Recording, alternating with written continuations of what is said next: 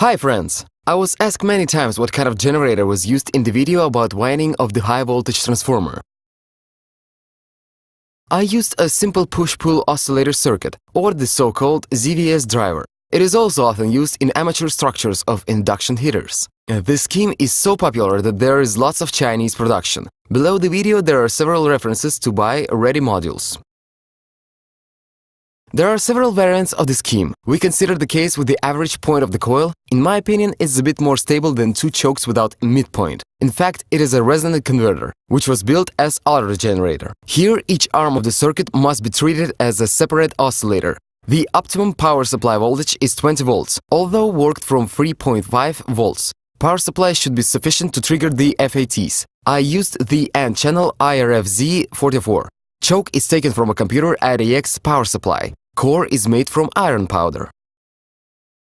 Gate resistors have two functions. They simultaneously limit the gate current and the current of the Zener diodes. The Zener prevents voltage increase through gate and protects FAT from breakdown. They maintain a stable operating voltage. Although experience shows that when powered from a stable source of 20 volts, no need for Zener. The transformer primary winding is connected in parallel with the capacitor to form a resonant circuit. By changing the parameters of these components, the working frequency of the generator can be changed.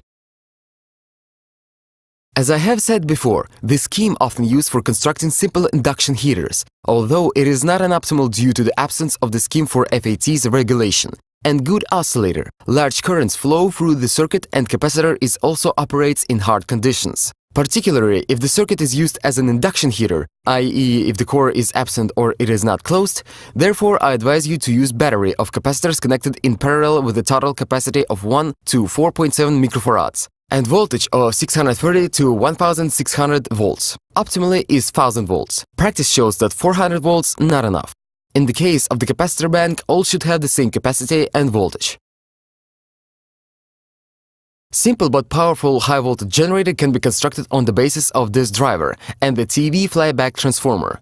At free part of the core, do 2 at 5 or 2 at 6 turns of wire with a diameter of 0.8 mm. I advise to use stranded copper wire with silicone insulation. If you use a flyback transformer from an old TV, be sure to fill additional resin on high-voltage winding, otherwise the transformer will burn.